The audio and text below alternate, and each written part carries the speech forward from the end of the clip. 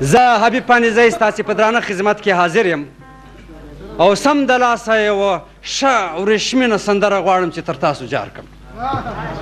او ما ته د دې سندرې دپاره راکړل سوی دی صرف 1.5 منټ او په دې 1.5 منټ کې به زه دا سندره وایم چې زه چې په 1.5 سلایي دواړه سترګې تورې کم بلې لمبې پورې کم تنګ تکې تنګ ګړز دکې تنګ ګړز دکې خیر دی وروره ټیک سر لالا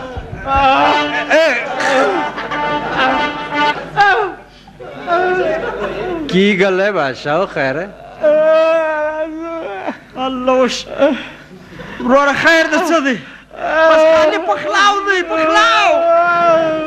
نو هم چا راغوښتیا څنګه رالاست وروره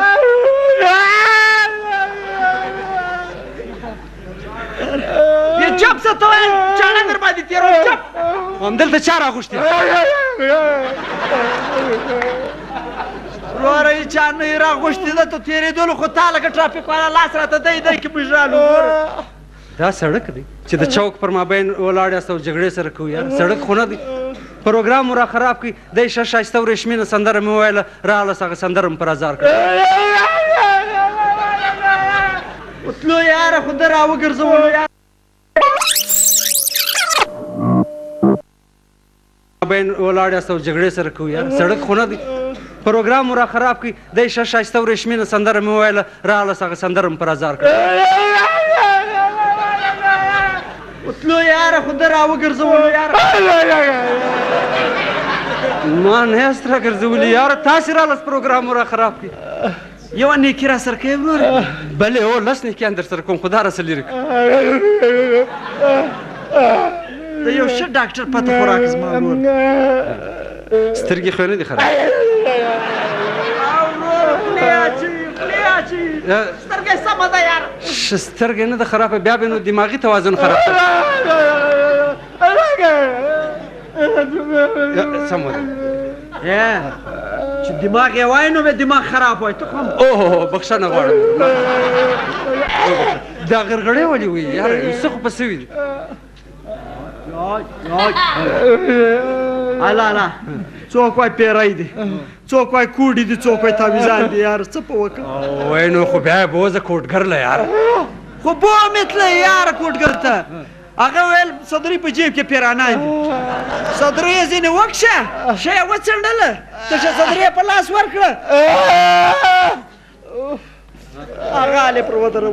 یو پرابلم خدای لري خامخا بل اصلي پرابلم یې راوشه اصلي پرابلم یې دا دی د خوراک شوقي دی زمړی خوراک اوه اصلي کیسه دا ده خوراک اوس رالی اوس ګپې که ښه وروره پرون مې 10 مېلمانه راغوښتي دسترخوان چې په برنډه کې هوار کړي خوراکي یې پر کېښولې زمړی ګور د کوم خوا راخطا سو دا 10 سړی خوراکي یې وخوړې دسترخوان یې لاو سره څوکرېلی د کور خراب وي څه وایي اوس څه وایي اوس وایي روش راکړه اوس روش ته زړه غواړي ته داسې وکړه زما وروره د ده علاج بل ځای نشته دا زما جانان بوزه ګوړه هسپتال ته ګوړه هسپتال ته بوتلی هغې جلیبۍ راوپرمایله 5 کیلو یې په لارې خوړلي دي ښه اوس یې پر نس درد دی دا غرغړې شي لا یې نور خوراک ته هم شوق دی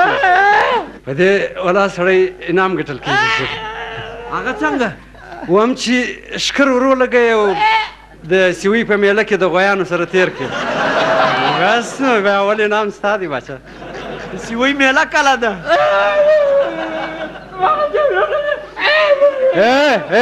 بس دا د خوراک دپاره ژوندی دی یار غرژی دي ځي بس له خپله لاسه در پېښه ده